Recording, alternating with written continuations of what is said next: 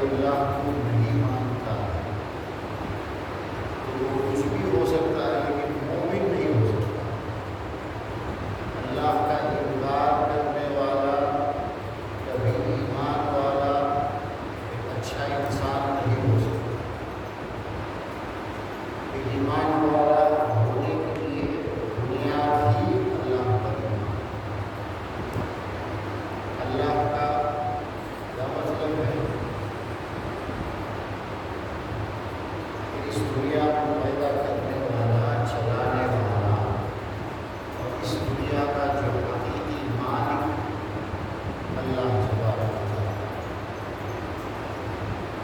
جو کچھ ہے سب اسی نے پیدا کیا اور سب کا انتظام مینجمنٹ وہی کر رہا ہے. اس کے علاوہ کوئی نہیں. ہوا اسی کے حکم سے چلتی ہے، بارش اسی کے حکم سے ہوتی ہے، جہاں جو کچھ ہوتا ہے سب اسی کے حکم سے ہوتا ہے. بڑی آسانی سے سمجھانے کے لیے اللہ نے یہ بتا دیا وَمَا تَسْقُطُ مِنْ وَرَقَةٍ إِلَّا يَعْلَمُهَا.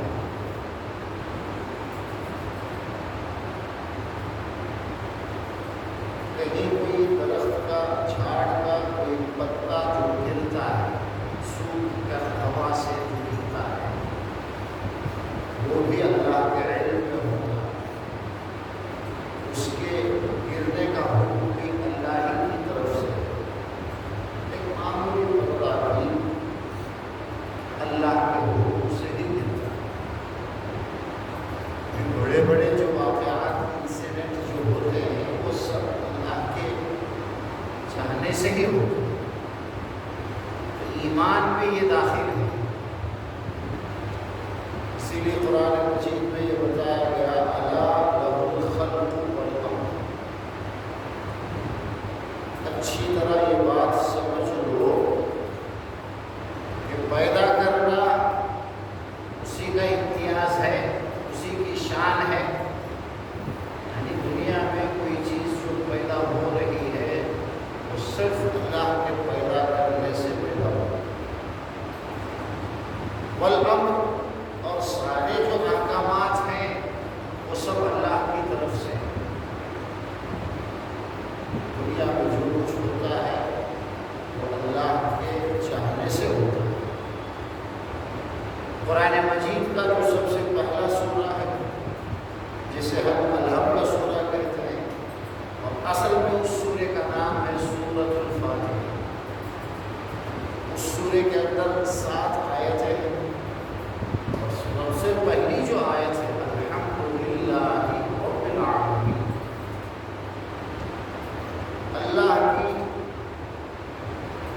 اس آیت کے اندر جو حقیقی جو اللہ کی پوزیشن ہے اس کو بتایا. اللہ جو ہے وہ سارے عالموں کا رب ہے. اس یونیورس میں جتنے بھی عالم ہیں، انسان ایک عالم ہے، حیوانات ایک عالم ہے، دریا میں جو چیزیں ہیں وہ ایک عالم ہے، اور اس یونیورس میں جتنے بھی الگ الگ، جیسے زمین ہو گئی، آسمان ہو گیا، الگ الگ یہ سارا جو نظام ہے الگ الگ عالم ہے. ان سب کا جو رب ہے وہ اللہ تبارک و تعالیٰ. چاند ایک عالم ہے. چاند اور چاند میں جو کچھ ہے وہ سب اللہ نے پیدا کیا. اللہ اس کو چلا رہا ہے کیونکہ اللہ رب ہے. سورج ایک عالم ہے اور اس کا پیدا کرنے والا بھی اللہ. تارے ایک عالم ہے. ہمارے نظروں میں جو ہے وہ سب بھی، اور جسے ہم دیکھ نہیں سکتے وہ سب بھی، ان سب کا پیدا کر کے سارے ملا کر عالمین عالم ایک کو بولا جاتا ہے. سولار سسٹم میں ہم ہیں. پتہ نہیں دنیا میں کتنے سسٹم ہیں. سولار سسٹم ایک عالم ہو گیا. اس طرح کے جتنے بھی سسٹم ہوں گے، جہاں تک اب تک سائنس پہنچا نہیں ہے، ہو تو سکتا ہے فیوچر میں پہنچے گا. ہر ایک عالم ہے، سب ملا کر عالمین ہے، اور سب کا پیدا کرنے والا اللہ تبارک و تعالی وہ رب ہے. صرف پیدا کرنا ہی نہیں، ان سب کا مینجمنٹ کرنا، انتظام کرنا. خشکیات میں جتنی زمین کے اندر بھی بہت ساری مخلوقات ہیں، پتہ نہیں کیا کیا ہے، ان سب کو مناسب انتظام کے ساتھ رکھنا یہ اللہ تبارک و تعالیٰ کا کام ہے. اسی لیے لَهُ مَا فِي السَّمَاوَاتِ سورہ طٰہٰ میں اللہ نے فرمایا آسمانوں میں جو کچھ ہے، وَمَا فِي الْأَرْضِ اور اس زمین میں جو کچھ ہے، وَمَا تَحْتَ الثَّرَىٰ اور زمین کے اندر مٹی میں اندر جائیں گے جو کچھ ہے تہوں کے اندر، وہ سب اللہ کا ہے. ان سب کا مالک اللہ ہے، اور ان سب کا سارا انتظام اللہ کی طرف سے ہو رہا ہے. اللہ کو ماننے میں یہ ماننا بھی ضروری ہے. جب سب اسی نے پیدا کیا، سورج ایک مخلوق ہے، وہ کوئی الہ نہیں، اس کے اندر کوئی ایسی چیز نہیں ہے کہ جس کی وجہ سے اس کی پوجا کی جائے. چاند ایک مخلوق ہے. مخلوق مطلب کسی نے بنایا تو وہ بنا، وہ خود سے نہیں بنا. چاند ہو گیا، سورج ہو گیا، یہ جو بڑے بڑے پہاڑ ہیں، بڑے بڑے جو دریا ہیں، جو کچھ ہمیں نظر آتا ہے، یہ آسمان جو ہے وَالسَّمَاءَ بَنَيْنَاهَا، اللہ نے آسمان کو ہم نے اپنے ہاتھوں سے بنایا. بِأَيْدِينَا وَالْأَرْضَ فَرَشْنَاهَا، زمین کو ہم نے بچھایا. یہ اللہ نے قرآن مجید میں اعلان فرمایا. سب کا بنانے والا جب وہ ہے تو وہی عبادت کے لائق. جو چیزیں بنی ہیں کسی کے بنانے سے وہ کبھی عبادت کے لائق نہیں ہو سکتی. تو اللہ کو ماننے میں یہ ماننا بھی ہے کہ اللہ ہمارا رب ہے اور اللہ ہمارا معبود ہے. یعنی ہم صرف اسی کی عبادت کر سکتے ہیں اور کسی کی نہیں کر سکتے. یہ دو باتیں اللہ کے ماننے میں بنیادی حیثیت ہے. میں نے ایک حدیث پڑھی ہے جو کہ بخاری شریف نے حضرت ابو ہریرہ رضی اللہ تعالیٰ عنہ اس حدیث کے راوی ہیں. اس حدیث میں اللہ کے نبی نے اپنے بارے میں 3 باتیں بتائی. اللہ کے نبی کو عام انسانوں کے مقابلے میں اللہ نے امتیازی صفات دیا ہے. پیدا ہونے میں تو وہ ہماری طرح ہے، جیسے ہمارے ماں باپ ہیں ان کے بھی ماں باپ ہیں، ہم سب اچھی طرح جانتے ہیں. ہمارے نبی صلی اللہ علیہ وسلم کے والد ماجد کا نام عبداللہ ہے اور والدہ کا نام آمینہ ہے، ہم سب جانتے ہیں. اور ہمیں یہ بھی معلوم ہے کہ ماں کے پیٹ میں تھے تو والد صاحب کا انتقال ہو گیا تھا عبداللہ. اور جب پیدا ہوئے اور جب 7 سال کے ہوئے تو ماں کا بھی انتقال. اسی لیے ہمارے نبی یتیم تھے. یتیم جس کے والدین کا بچپنے میں انتقال ہو گیا. اس کے 15 سال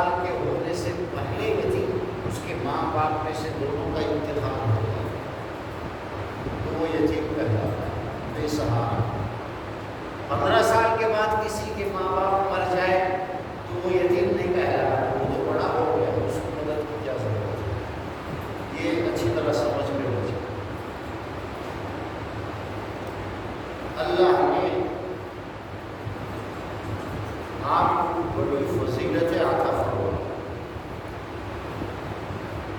اور سب سے بڑی فضیلت آپ کی یہ ہے کہ آپ کو اللہ نے اپنی نبوت اور رسالت کے لیے چن لیا کہ آپ کو اللہ نے نبی بنایا، رسول بنایا، اور اس کے ساتھ ساتھ اللہ نے آپ کو آخری نبی بنایا۔ اب کوئی نبی اور رسول نہیں آئے، آپ کی نبوت سے نبیوں کے سلسلے کو اللہ نے ختم کیا، آپ آخری نبی، یہ آپ کی بڑی فضیلت ہے۔ اور بھی بہت ساری فضیلتیں ہیں آپ کی۔ اس حدیث کے اندر اللہ کے نبی نے 3 ایسی فضیلتوں کا ذکر فرمایا۔ پہلی بات یہ فرمائی بعثت بجوامع الکلم، اللہ نے مجھے نبی بنایا ہے، رسول بنایا ہے، تو مجھے اللہ نے ایسی زبان دی ہے کہ بات مختصر ہوتی ہے اور اس کا مطلب بہت زیادہ ہوتا ہے۔ آپ کی زبان مبارک سے نکلے ہوئے ایک ایک لفظ، ایک ایک سینٹنس، ایک ایک پدم، اس کے اندر ہزاروں صفحات لکھے جا سکتے ہیں۔ جو بات بڑی کتاب میں بھی مشکل سے لکھ پاتا ہے کوئی، وہ اللہ کے نبی اپنے ایک سینٹنس میں پورا کر دیتے ہیں۔ تو آپ کو اللہ نے ایسی زبان عطا فرمائی، جوامع الکلم۔ بخاری شریف جو کتاب ہے، اس کی جو پہلی حدیث ہے، اس پہلی حدیث میں بھی جو پہلا سینٹنس ہے، اس کے اندر کتنی گہرائی ہے۔ انما الاعمال بالنیات، اللہ کے نبی نے فرمایا سارے اعمال کا دار و مدار نیتوں پر ہے۔ اب اس ایک سینٹنس کو لے کر آپ ہزاروں پیج لکھ سکتے ہیں، اتنی گہرائی، اتنا ڈیپتھ اس کے اندر ہے کہ آپ 1000 صفحے لکھ کر بھی وہ بات ادا نہیں کر پائیں گے، ڈیلیور نہیں کر پائیں گے جو اللہ کے نبی نے اپنے ایک سینٹنس کے اندر ادا فرما دیا کہ سارے اعمال کا دار و مدار نیتوں پر ہے۔ آپ کا عمل اچھا ہو، اللہ اسے قبول کر لے اور اس پر آپ کو ثواب بھی ملے،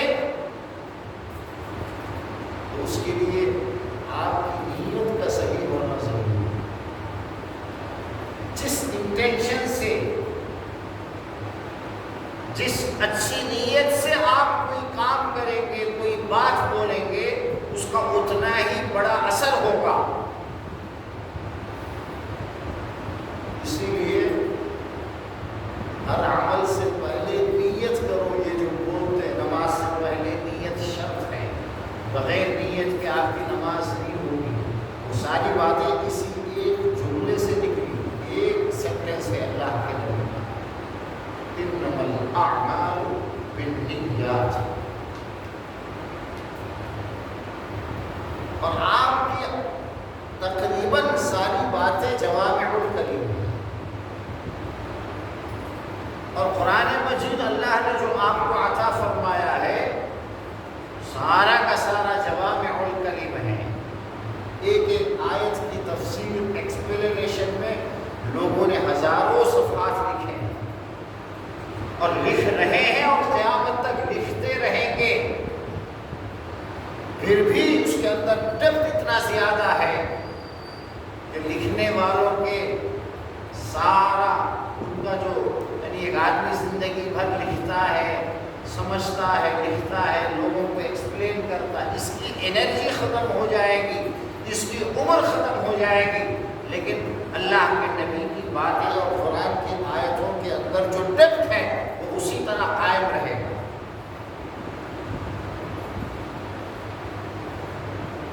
ایک آیت کو لے کر آپ ساری زندگی اسی کی تفسیر کرتے رہے، ایکسپلینیشن کرتے رہے، اسی آیت کو آپ ساری زندگی سمجھاتے رہے، پھر بھی آپ یہ نہیں بول سکتے کہ میں نے اس آیت کو 100% 100% سمجھا ہوں یا سمجھا چکا ہوں، نہیں بول سکتے۔ اللہ نے آپ کو یہ چیز عطا فرمائی، آپ کے ایک ایک سینٹنس سے، ایک ایک جملے سے لوگوں کی زندگیاں بدل جاتی ہیں۔ اس زمانے میں نہیں، آج بھی اگر کسی کو صحیح معنوں میں ہدایت چاہیے، وہ سدھرنا چاہتا ہے، اللہ کے نبی کی کسی ایک بات پر غور کر لے، زندگی بدل جائے۔ لوگوں کی زندگیاں بدل گئی ہیں۔ حضرت فضیل بن عیاض رحمۃ اللہ علیہ بہت بڑے اللہ کے ولی گزرے، بہت پرانے ہیں، عبدالقادر جیلانی سے بھی پرانے ہیں، بہت ان کے اساتذہ میں سے ہیں۔ وہ ایک ڈاکو تھے اپنے زمانے میں، لوگوں کو ڈرا دھمکا کر ان کا مال لوٹنا، یہی ان کا دھندا تھا۔ لیکن زبان عربی تھی، عربی لینگویج سمجھتے تھے، عربی تھی۔ کہیں ڈاکہ ڈال کر جا رہے تھے، کوئی قرآن پڑھ رہا تھا اور ایک آیت ان کے کان میں وہ آواز پڑی، أَلَمْ يَأْنِ لِلَّذِينَ آمَنُوا أَن تَخْشَعَ قُلُوبُهُمْ لِذِكْرِ اللَّهِ۔ کیا ایمان والوں کے لیے ابھی وقت نہیں آیا کہ ان کے دلوں کے اندر اللہ کی یاد کا ڈر پیدا ہو؟ اب کب ایمان والا اللہ سے ڈرے گا؟ اتنا ہونے کے بعد بھی کیا ایمان والا اللہ سے نہیں ڈرے گا؟ اس کا یہ مطلب ہے کہ آج فوراً ڈکیتی چھوڑ دی، چوری چھوڑ دی اور اللہ کے ولی بنے اور بہت بڑے ولی ہو۔ تو ایک ایک آیت سے ساری زندگی بدل جاتی ہے۔ ہماری مشکل یہ کہ ہم کبھی اللہ کے نبی کی باتوں کو، قرآن کی آیتوں کو سمجھنے کی کوشش نہیں کرتے۔ جب کوشش ہو کہ آدمی سوچ لے کہ مجھے سمجھنا ہے، سیکھنا، کم از کم الحمد سورہ جو ہم اتنا پڑھتے ہیں، ہر نماز میں ہر رکعت کے اندر اس کو ہم پڑھتے ہیں۔ کوئی بھی نماز الحمد سورہ پڑھے بغیر نہیں ہوگی۔ لا صلاۃ لمن لم یقرأ بفاتحۃ الکتاب، جو الحمد سورہ نہ پڑھے اس کی نماز نہیں ہے، یہ حدیث ہے۔ سب کے نزدیک سورہ فاتحہ کا پڑھنا ضروری ہے، بعد میں اختلاف ہے۔ کچھ لوگ یہ کہتے ہیں کہ امام پڑھ لیا تو اس کے پیچھے جو لوگ کھڑے ہیں وہ بھی پڑھنے کے حکم میں آ جائیں گے، ان کی بھی نماز ہو جائے گی۔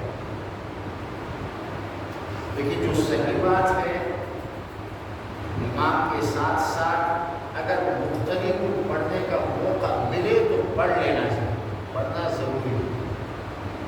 جیسے سری نمازوں میں ہے، امام آہستہ سے پڑھتا ہے، آپ بھی پڑھو پیچھے سے، یہی زیادہ صحیح بات ہے۔ اور زیادہ جمہور اکثر ائمہ یہی کہتے ہیں۔ اتنی اہم صورت جو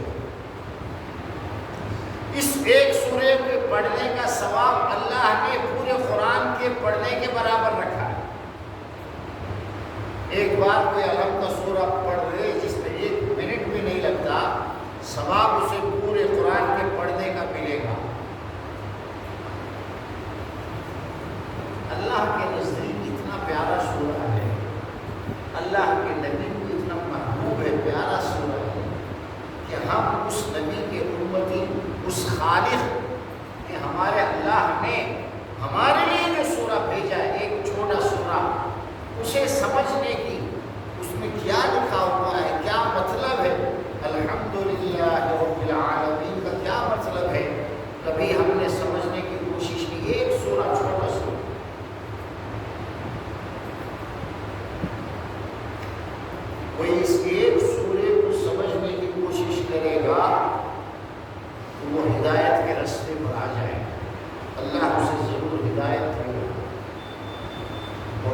بڑی صورت ہے. تو اللہ کے نبی کو اللہ نے وہ علم عطا فرمایا کہ آپ کی بتائی ہوئی باتیں اور آپ کے جو بھی حرکات تھے، آپ نے جو کچھ کیا، جو بھی ایکشن آپ کی لائف میں ہوا ہے، آپ نے جو کام کیا اور جو باتیں آپ نے بتائی ہے، لاکھوں لوگ دنیا میں اس کا ایکسپلین کر رہے ہیں، 1400 سال سے کر رہے ہیں اور قیامت تک کرتے رہیں گے. یہ ہے آپ کی جوامع الکلم کا مطلب. یعنی کہ اگر کسی انسان کو ایک اچھی صاف ستھری پاکیزہ ایسی زندگی جسے ایک کامیاب زندگی کہا جائے، وہ جب تک اللہ کے نبی کی بات کو اور آپ کو نہیں سمجھے گا نہیں جی سکتا. آپ کسی سبجیکٹ میں PhD کر لیں گے، آپ ڈاکٹر بن گئے کسی سبجیکٹ میں، آپ کی زندگی کامیاب نہیں ہے جب تک کہ زندگی گزارنے کا طریقہ آپ اگر اللہ کے نبی سے نہیں سیکھتے. دنیا میں بڑے بڑے لوگ آئے اور انہوں نے بہت کچھ ایجاد کیا دنیا کے اندر، بڑی بڑی چیزیں، نئی نئی چیزیں نکالی لوگوں کے لیے. کوئی خودکشی کر کے مرتا ہے، کوئی غلط طریقے سے مرتا ہے، ان کی زندگی میں سکون نہیں. کیوں؟ اصل جو چیز ہے وہ ان کو نصیب نہیں ہے. بہت ٹیکنالوجی کا ماہر کوئی ہو جائے، کسی سبجیکٹ کا کوئی اگر بہت ایکسپرٹ ہو جائے تو کیا وہ کامیاب ہوگا؟ کوئی گارنٹی نہیں. ایک کامیاب اور پرسکون زندگی کے لیے اللہ اور اس کے رسول کا علم جو ہے، جسے ہم علم دین کہتے ہیں، جب تک وہ آئے گا نہیں اسے تھوڑا بہت بھی اگر دینی علم، دین کا علم اگر کسی کو آ جائے وہ دنیا میں بھی کامیاب ہے اور آخرت میں بھی وہ کامیاب ہے. اب جن کو اللہ، جن کے ذریعے سے اللہ نے یہ دین ہم کو دیا ہے، جنہوں نے ہمیں قرآن کا مطلب سمجھایا ہے، قرآن کی ایک ایک آیت کو جو عملی طور پر دنیا کے اندر ہمیں دکھایا ہے کہ اس آیت کا مطلب کیا ہے، اس طرح سے عمل کرو. آپ کی زندگی دیکھ کر ہم قرآن کو سمجھ سکتے ہیں، تو پھر آپ کا علم کتنا زیادہ ہوگا، کتنا گہرا ہوگا، آپ کے علم کے اندر کتنا ڈیپتھ ہوگا. اسی بات کو کہا اللہ کے نبی نے کہ اللہ نے مجھے نبی بنایا تو 3 اسپیشل چیزیں ان میں سے دی. ایک جوامع الکلم اللہ نے دیا، مجھے اللہ نے ایسا علم دیا ہے، یعنی میری باتیں ایسی ہوتی ہیں، بات بہت مختصر لیکن اس کے اندر بہت زیادہ ڈیپتھ. جیسے اردو میں محاورہ ہے نا، سمندر کو کوزے میں بند کر دو. کوزہ جو ہنڈی ہے پینے پانی کی مٹی سے بنے ہوئے ہنڈی، اسے کوزہ کہتے ہیں. اس ہنڈی کے اندر پورے دریا کے پانی کو ڈال سکتے ہیں. ایک محاورہ علم کے خزانوں کو اللہ نے ہمارے نبی کی زبان میں ایسے ڈال دیا، دیکھنے میں تو کئی چند ہزار حدیثیں ہیں، لیکن ساری دنیا کے سارے ایکسپرٹ بیٹھ کر ان باتوں کا ایکسپلین کرنے لگے، ان سب کی زندگیاں ختم ہو جائیں گی. لیکن ابھی اس کے اندر فریشنس ابھی ہوگا، ابھی اسے ایکسپلین کرنے کی ضرورت ہوگی. یہ اللہ کے نبی کی خصوصیت ہے. دوسری بات اللہ کے نبی نے یہ فرمائی، وَنُصِرْتُ بِالرُّعْبِ،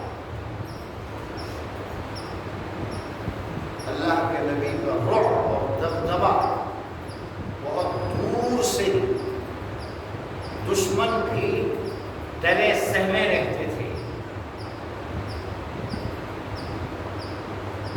اللہ کے نبی کے ساتھ بیٹھ کر کے جیسے ہم آپس میں ایک دوسرے سے ایسا پاسبل نہیں ہے. اللہ کے نبی کی شان کچھ الگ ہے. آپ کے آنکھ میں آنکھ ملا کر دیکھنا بھی اتنا آسان نہیں.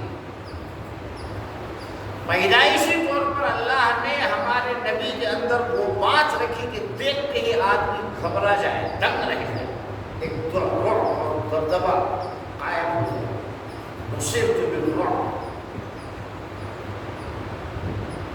بعض روایتوں میں اس بات کو ایسے بھی بتایا گیا ہے مسیرت شہر, بہت دور سے آدمی ایک مہینے میں جتنا ٹریول کر سکتا ہے, جتنی دور جا سکتا ہے, اتنی دور سے ہی اللہ کے نبی کے بارے میں سن کر آدمی ڈر جاتا ہے, خوف میں مبتلا ہو جاتا ہے.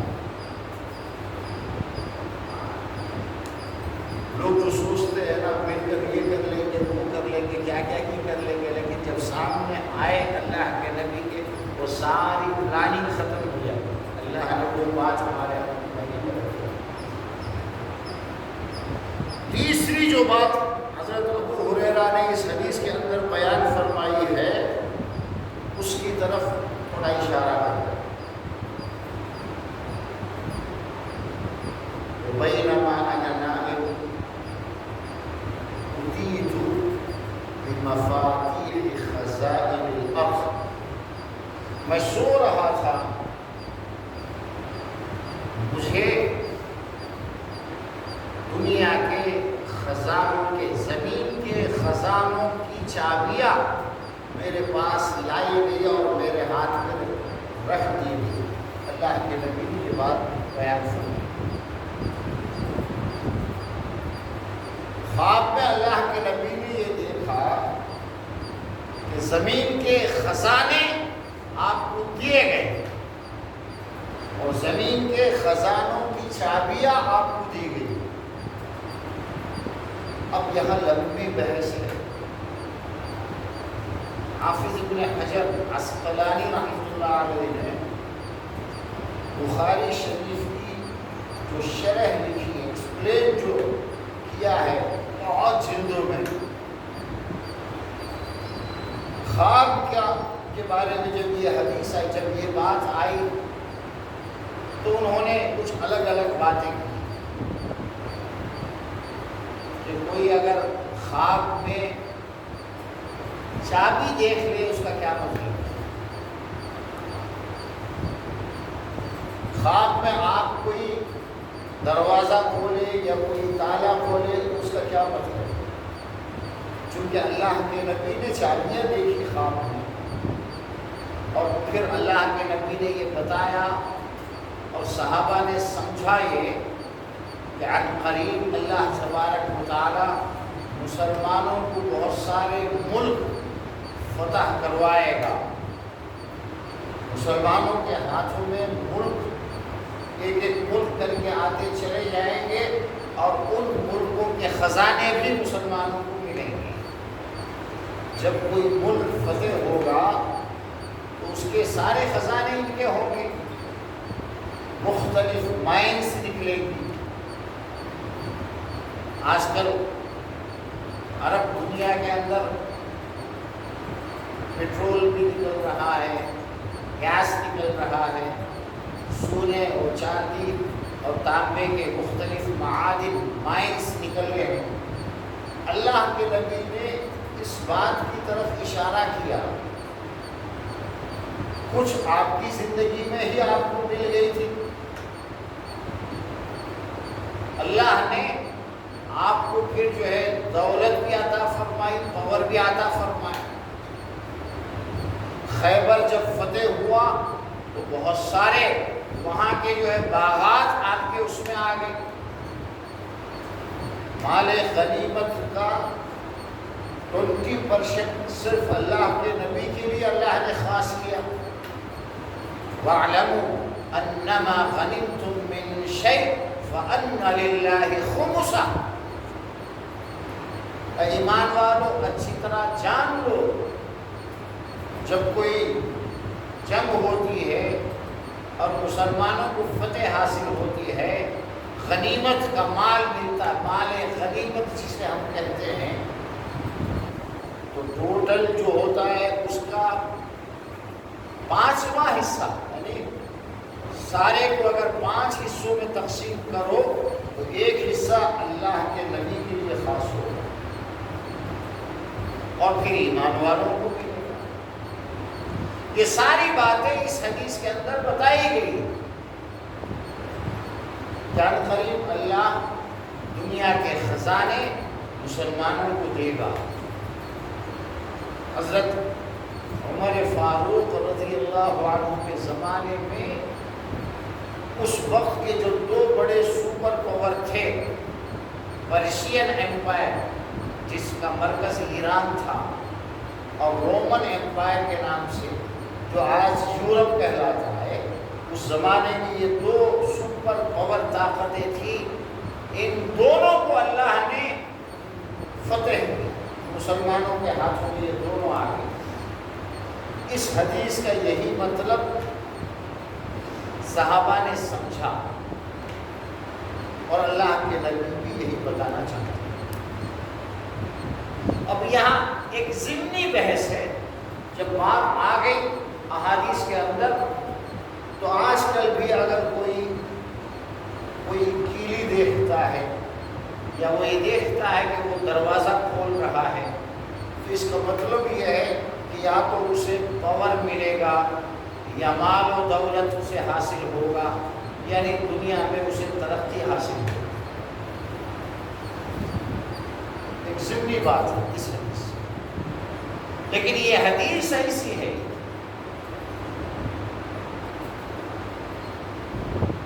بہت سارے لوگ ان حدیثوں کی بنیاد پر گمراہ ہو گئے۔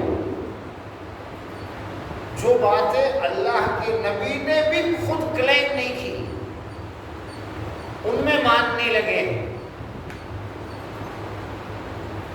اسی حدیث کی بنیاد پر وہ یہ کہتے ہیں کہ دنیا کے سارے خزانے اللہ نے ہمارے نبی کو دے دیے، اور اللہ کے نبی خود مختار ہیں، وہ جسے چاہے جو چاہے دے سکتے ہیں، اس لیے ہم ان سے مانگ سکتے ہیں۔ جب کسی چیز کا غلط مطلب نکالا جاتا ہے تو اس سے بڑی بہت باتیں نکلتی ہیں۔ اس لیے آج ہم کچھ بھی ان سے مانگ سکتے ہیں۔ حدیث میں تو صرف اللہ کے نبی یہ بتاتے ہیں، میں سو رہا تھا، مجھے خواب میں یہ بتایا گیا، مجھے خواب میں چابیاں دی گئی خزانوں کی، اور پھر کچھ ہی دنوں کے بعد خیبر فتح ہو گیا، ایک ایک کر کے ملک فتح ہوتے چلے گئے۔ نہ اللہ کے نبی نے وہ مطلب سمجھا جو آج کل کے لوگ سمجھ کر خوب بتاتے رہتے ہیں، اور نہ صحابہ میں سے کسی نے یہ سمجھا کہ اس کا مطلب یہ ہے کہ اب زمین کی سارے خزانے ہمارے نبی کے ہاتھ میں ہیں، اب ان سے لو۔ کسی ایک صحابی نے ایک مرتبہ بھی آ کر کے اللہ کے نبی سے اس آیت کا حوالہ دے کر کبھی کوئی چیز نہیں مانگی، بلکہ ان آیتوں کے نازل ہونے کے بعد بھی اللہ کے نبی پر تکلیفیں آئی، مصیبتیں آئی، بیماری آئی، اور وہ وقت بھی گزرا کہ آپ کے گھر کے اندر فاقے ہوتے تھے۔ جب آپ کا انتقال ہوا، گھر کے اندر کوئی چیز رکھی ہوئی نہیں تھی پکانے کے لیے۔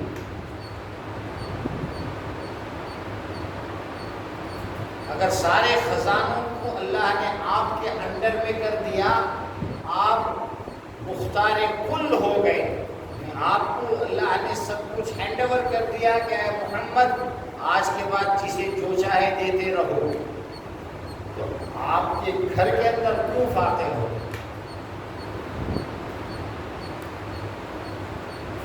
مطلب کچھ کا کچھ بتانا، جو حدیث میں ہے اس کے خلاف سمجھانے کی کوشش کرنا، یہیں سے گمراہی آتی ہے۔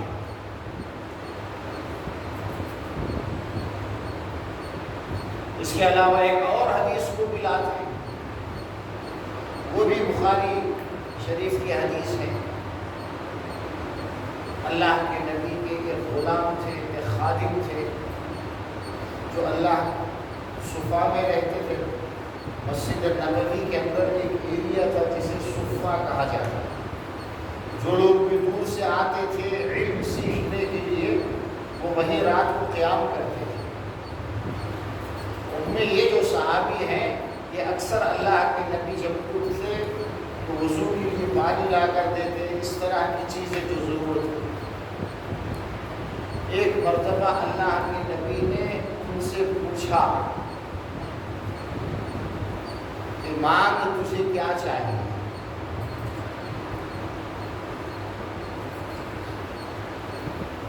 تو انہوں نے اللہ کے نبی سے یہ کہا کہ جیسے اس دنیا میں میں آپ کے ساتھ ہوں، جنت میں بھی میں آپ کی رفاقت، آپ کی دوستی، آپ کی صحبت، آپ کے ساتھ رہنا چاہتا ہوں۔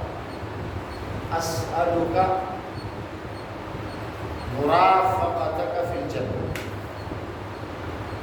اس میں اللہ کے نبی نے ان سے خوش ہو کر جو یہ فرمایا، مانگ لے تجھے کیا چاہیے، اس سے یہ گمراہ ٹائپ کے جو لوگ ہیں،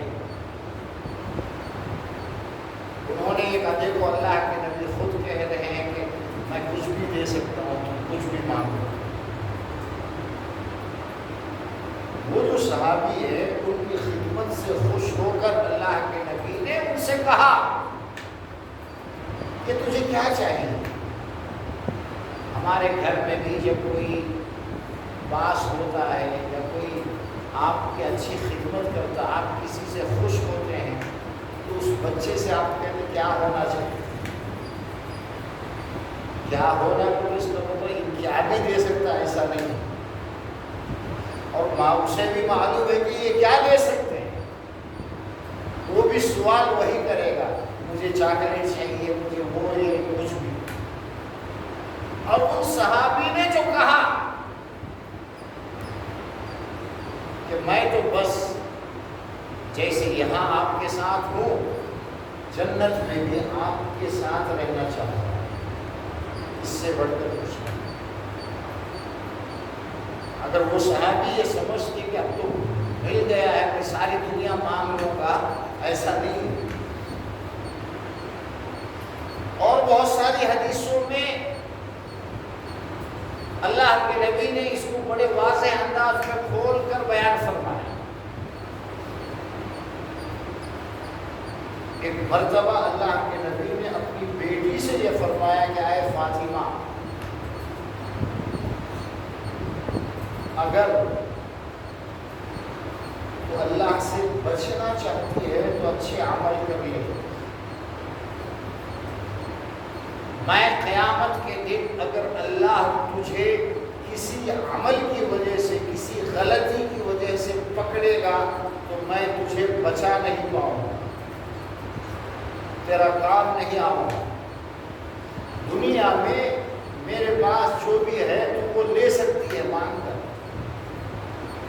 آج تو مجھ سے جو میرے پاس اویلیبل چیزیں وہ مانگے گی، میں دے دوں گا، لیکن اگر غلط راستے پر چل کر قیامت کے دن تو پکڑی جائے گی تو تیرا باپ محمد تجھے بچا نہیں سکتا۔ یہ صاف اللہ کے نبی نے فرمایا، مانگ لے کچھ بھی۔ اب کچھ بھی میں وہ یہ کہتے ہیں کہ اللہ کے نبی نے مطلق فرمایا ہے، اس لیے اللہ نے ہمارے نبی کو سب کچھ دے دیا ہے۔ یہ کتنا بڑا جھوٹ ہے۔ جس بات کا دعویٰ خود اللہ کے نبی نے نہیں کیا کہ مجھے اللہ نے سب کچھ دیا، کیا چاہیے مانگ لے، تو نے میری خدمت کی ہے، میں بھی تجھے کچھ دینا چاہتا ہوں، تجھے کیا چاہیے؟ کیا مطلب ہے اس کا؟ ہم بھی کسی ورکر سے، کسی ہمارے امپلائی سے خوش ہو کر کہتے ہیں تیرا کام بڑا اچھا ہے، تجھے میں کچھ دینا کیا چاہیے؟ یہاں انڈرسٹوڈ ہوتا ہے کہ جو چیزیں میرے پاس ہیں، جو میں کر سکتا ہوں، ان میں سے تم کچھ مانگ لو، میں دے دوں۔ ان صحابی نے کیا مانگا کہ آپ کی صحبت میں جنت میں چاہتا ہوں۔ اللہ کے نبی نے کیا فرمایا، اس کا کیا جواب دیا؟ یہ تو میرے ہاتھ میں نہیں ہے، میں اللہ سے تمہارے لیے جنت کی دعا کروں گا، لیکن میری دعا قبول ہو اس کے لیے تمہیں یہ کرنا ہے کہ تم سجدے زیادہ سے زیادہ کرو۔ فَأَعِنِّي عَلَىٰ ذَلِكَ بِكَثْرَةِ السُّجُودِ، تم جتنا نمازیں پڑھو گے، سجدے کرو گے، پھر میں دعا کروں گا، تو میری دعا کو تمہاری نماز اور سجدوں سے طاقت ملے گی۔ اللہ ہم دونوں کی، یعنی میری دعا کرنے کی وجہ سے، تمہاری نمازیں پڑھ کر سجدے کرنے کی وجہ سے اللہ قبول کرے گا میری دعا، اور تمہیں جنت میں میرے ساتھ رہنے کا، جو یہ بہت بڑی بات ہے، یہ پاسبل ہو سکتا ہے۔ فَأَعِنِّي عَلَىٰ ذَلِكَ بِكَثْرَةِ السُّجُودِ، ایک چیز مانگی تھی، اس کے لیے بھی اللہ کے نبی نے کیسے سمجھایا، تم نے جو مانگا ہے وہ میرے اختیار میں نہیں۔ اور ان بیان کرنے والے جھوٹے لوگ یہ کہتے ہیں کہ کچھ بھی ہم اللہ کے نبی سے مانگ سکتے ہیں۔ کہاں اللہ کے نبی نے کلیم کیا کہ مجھے سب کچھ اللہ نے دیا ہے، میں سب کچھ کر سکتا ہوں، سب کچھ دے سکتا ہوں؟ جبکہ صراحت کے ساتھ قرآن مجید میں ہمارے نبی نے یہ فرمایا، قُلْ لَا أَمْلِكُ لِنَفْسِي نَفْعًا وَلَا ضَرًّا إِلَّا مَا شَاءَ اللَّهُ۔ اے نبی اعلان فرما دو، کہہ دو، میں اپنی ذات کے لیے بھی کسی فائدے اور نقصان کا ذرہ برابر مالک نہیں ہوں۔ جو میرے فائدے کی چیزیں ہیں، جن چیزوں سے مجھے فائدہ ہو سکتا ہے، میں ان کا بھی مالک نہیں ہوں، وہ بھی میرے ہاتھ میں نہیں۔ میری فائدوں کی چیزوں کا مجھے اختیار نہیں ہے۔ دنیا بھر کے لوگوں کے فائدوں کی چیزوں کا میرے پاس اختیار کہاں سے آئے گا؟ زہر نقصان دینے والی چیز ہے، اگر وہ میرے اندر جائے گا تو مجھے نقصان ہوگا۔ پھر بھی ایک یہودی عورت نے آپ کی دعوت کی اور اس بکرے کے اندر زہر ملا کر کے آپ کو کھلا بھی دیا۔ کچھ صحابہ بھی کھا لیے تھے اور اللہ کے نبی نے اس میں سے کچھ کھا لیا تھا۔ پھر جبریل آ کر بتاتے ہیں، وحی نازل ہوتی ہے کہ محمد اس کھانے میں زہر ملا۔ کیا فرمایا اللہ کے نبی نے؟ مجھے جو چیزیں نقصان پہنچا سکتی ہیں، جن چیزوں سے مجھے نقصان ہوگا، ان سے دور رہنے کے لیے بھی میرے پاس کوئی اختیار نہیں۔ اللہ دور رکھے گا تو میں بچوں گا، اللہ بچائے گا تو میں بچوں گا۔ تم سب کی تکلیفوں کو میں کیسے بچا سکتا ہوں؟ جس کا ایمان ہوگا اسے باتیں سمجھ میں آئیں۔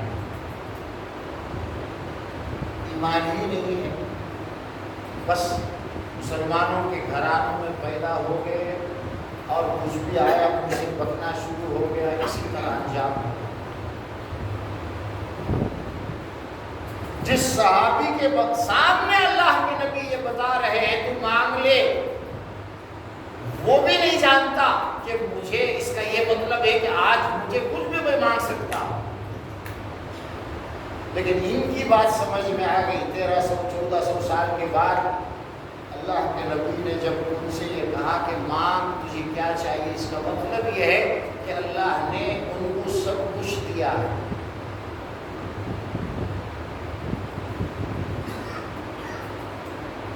قُلْ لَا أَمْلِكُ لِنَفْسِي نَفْعًا وَلَا ضَرًّا، ذرہ برابر فائدہ ذرہ برابر نقصان اللہ چاہے گا تو ہی ہوگا، اللہ نہ چاہے جنگ احد کے اندر آپ کے 4 دانت مبارک گر گئے، چوٹ لگنے سے شہید ہوئے، آپ ایک گھوڑے پر سوار ہوئے، گھوڑا جو ہے آپ کو گرا دیا اور آپ جو ہے 1 مہینے تک آرام فرماتے رہے۔ یہ واقعات ہیں، یہ حقائق ہیں۔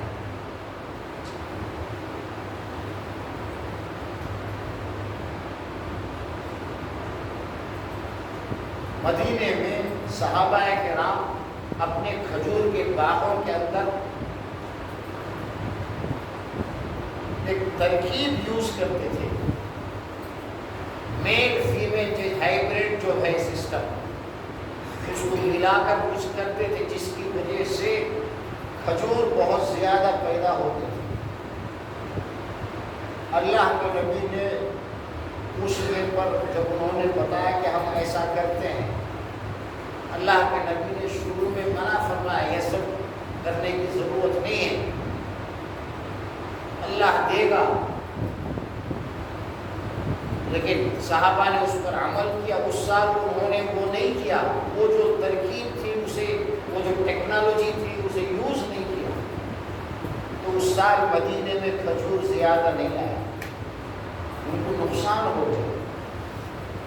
وہ اللہ کے نبی کے پاس آئے اور بتایا کہ آپ کے مشورے سے، آپ کے کہنے سے ہم نے وہ جو ٹیکنیک تھی ہماری ایگریکلچر لائن کی، اسے ہم نے چھوڑ دیا، لیکن اب کھجور نہیں آیا۔ اللہ کے نبی نے جواب میں یہ فرمایا دنیا کے معاملات تم اچھی طرح جانتے ہو، میرا اس پہ ایکسپیرینس نہیں ہے، میں نے ایک مشورہ دیا تھا وہ صحیح نہیں ہے، تو تم اپنے کام اپنے حساب سے کرو، اپنی ٹیکنالوجی کے حساب سے کرو۔ یہ کوئی دین کا مسئلہ نہیں ہے جو وحی کے ذریعے سے میں نے بتایا ہے، نہیں، یہ تو ایک میری رائے تھی، ایک اوپینین تھا میرا، جو غلط ثابت ہوا تو آج کے بعد چھوڑ دو۔ آپ کے مشورے سے ان کی کھیتی میں نقصان ہوا، اس نقصان کو اللہ کے نبی روک نہیں پائے، اور یہ لوگ کہتے ہیں سب کچھ اللہ نے ان کو دیا ہے۔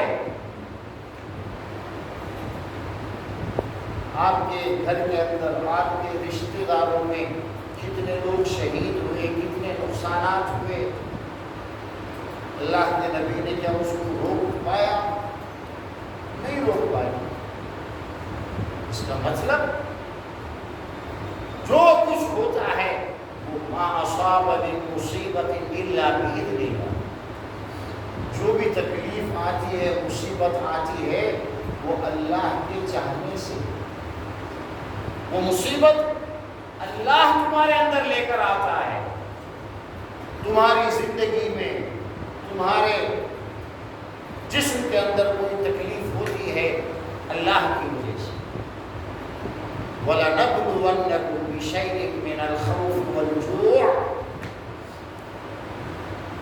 وَنَقْصٍ مِّنَ الْأَمْوَالِ وَالْأَنفُسِ وَالثَّمَرَاتِ۔ اللہ فرما رہا ہے میں تمہارا امتحان لوں گا، تمہیں ڈر دے کر، کبھی کبھی ڈر کی کیفیت آتی ہے، لوگ ڈرتے ہیں۔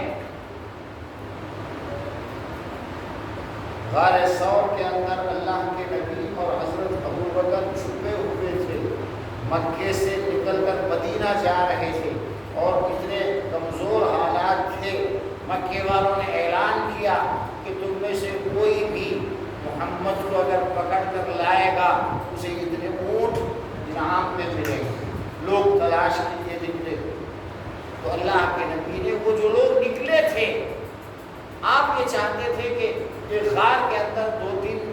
گزار کر جب ان لوگوں کی تلاش ختم ہو جائے ہم نکل جائیں۔ غار ثور کے اندر جو مکے سے باہر ہے ایک پہاڑ ہے، اس پہاڑ کے اندر ایک غار ہے، آج بھی ہے، لوگ جا کر دیکھتے ہیں۔ اللہ کے نبی اس کے اندر جا کر 3 دن آپ نے قیام فرمایا۔ دشمن اس پہاڑ تک پہنچے تلاش میں، اوپر چل کر دیکھ رہے ہیں چاروں طرف۔ حضرت ابوبکر نے اللہ کے نبی سے یہ فرمایا، یا رسول اللہ، یہ جو اوپر کھڑے ہو کر پہاڑ پر چاروں طرف دیکھ رہے ہیں، تلاش کر رہے ہیں، نیچے دیکھنا ہو تو ہمیں اڑا دستے، ایسی پوزیشن ہے، ڈر کی کیفیت ہے۔ ابوبکر گھبرا گئے۔ اللہ کے نبی نے یہ فرمایا، ڈرو مت اے ابوبکر، ہم دو نہیں ہیں، ہمارے ساتھ ہمارا اللہ ہے، دنیا کی کوئی طاقت ہمیں پکڑ نہیں سکتی۔ اللہ کے نبی کا اتنا ایمان مضبوط ہوگا۔ وَلَنَبْلُوَنَّكُمْ بِشَيْءٍ مِّنَ الْخَوْفِ وَالْجُوعِ، کبھی ڈر کے حالات آتے ہیں، بڑے بڑے لوگ ڈرتے ہیں۔ حضرت ابوبکر صدیق کو بھی جو ہے گھبراہٹ ہوئی، پھر اللہ نے تسلی دی۔ کبھی بھوک کے حالات آتے ہیں، ایک دوپہر کے دن ایسے وقت میں جو نماز کا وقت نہیں تھا، اللہ کے نبی نکلے، ابوبکر بھی ہے، عمر بھی ہے، پتہ چلا تینوں گھر سے اس لیے نکلے ہیں کہ واقع چل رہے ہیں، کھانے کے لیے کوئی چیز نہیں، بھوک بہت زیادہ ہے، برداشت سے باہر ہے، اور یہ تینوں مل کر مدینے کے ایک صحابی کے گھر گئے، انہوں نے ضیافت کی، کھجور کھلایا، پھر ایک بکری کاٹ کر کے کھانا، یہ سب ہوا۔ اللہ کیا فرما رہا ہے، ہم تمہیں آزمائیں گے، کبھی ڈر سے کبھی بھوک سے، اور یہ حالات اللہ کے نبی کے ساتھ بھی پیش آئے۔ آج کے جھوٹے لوگ یہ کہتے ہیں کہ ان کے پاس سب کچھ ہے، انہیں جاگ لوگ تو کیا ہوتا بھی ملتا، جھوٹے لگتے، ذرہ ایمان نہیں ہے ان کے اندر۔ کوئی اگر یہ اللہ کے نبی تو یہ فرماتے ہیں، میں ہر چیز اللہ سے مانگتا ہوں، جب بھی کچھ لقمے کھاتے کھانے کے تو کیا دعا پڑھتے تھے، الحمدللہ الذی اطعمنا، تمام تعریف اس اللہ کے لیے ہے جس نے ہمیں یہ کھانا کھلایا، اس وقت جو کھانا ہم کھائے ہیں یہ ہمارا نہیں ہے، اس کھانے کو کھانا بنا کر کے ہم تک پہنچانے والی ذات اللہ کی ہے، ان کی تو تعلیمات یہ ہے، وہ سقانا، جو پانی ہم پیتے ہیں یہ بھی ہماری طاقت سے نہیں آیا ہے، بارش نہ ہو، زمین سے پانی نہ نکلے، سارے کے سارے پیاسے بھوکے مر جائیں، ایک ایک قطرہ اللہ کی طرف سے ملتا ہے۔ اللہ کے نبی تو ہمیں یہ سکھاتے ہیں، ہر کھانے کے بعد، ہر پانی کے بعد اس کی تعریف کرو جس کی وجہ سے یہ چیزیں تمہیں مل رہی ہیں، اور یہ جھوٹے، ادھر جاؤ تو وہ ہوتا، ادھر جاؤ تو وہ ہوتا، اور حدیثہ پیش کرتے ہیں، لوگ یہ سمجھتے ہیں وہ حدیث میں آیا، اور حدیث کا مطلب بھی یہ نہیں جانتے، نہ ان کو میننگ پتا ہے نہ مطلب پتا ہے، کچھ بات ہو رہی ہے اور کچھ لا کر جو باتیں اللہ کے نبی نے خود کلیم نہیں کیا، یہ نہیں فرمایا کہ اللہ نے تو مانگ، اللہ نے مجھے سب کچھ دیا ہے، کیا ہونا ہے کہ مانگ، یہ نہیں فرمایا تھا، وہ تو خوش ہو کر کہا کہ جیسے تو میری خدمت کرتا ہے میں بھی تیرے لیے کچھ کرنا چاہتا ہوں، کیا چاہیے مجھے، اس میں کہاں سے آ گیا کلیم کہ میرے پاس سب ہے، جھوٹے، اللہ کے نبی کو جھوٹے ریفرنس لا کر سب کچھ اللہ کے نبی کو جو ہے ان کے اختیار میں یہ لوگ دے دیتے۔